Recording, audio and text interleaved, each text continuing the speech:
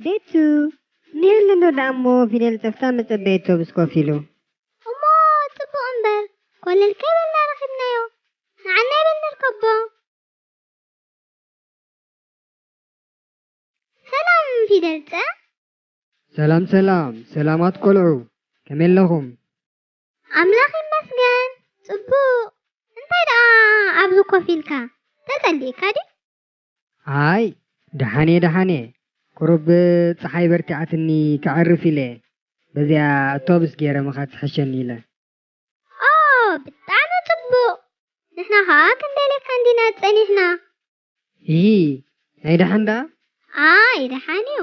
ምስ ህፃናት እምበር ከነላልየካ ደሊና ነርና ምስ ህፃናት ብጣዕሚ ጽቡቕ እምበር ሕራይ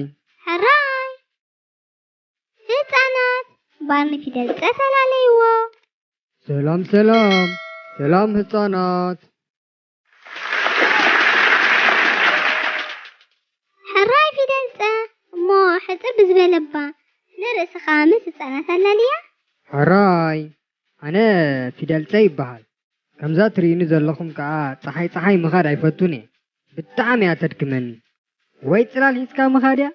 ወይ ከዓ ጽላል ምኻድያ እዋ ሓቅኻ እዚኣሲ ዋላ ንዓና ኸማን ተድልየና ሕራይ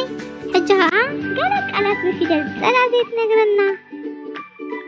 ሕራይ ጽቡቕ ንጀምር እምበር ፀ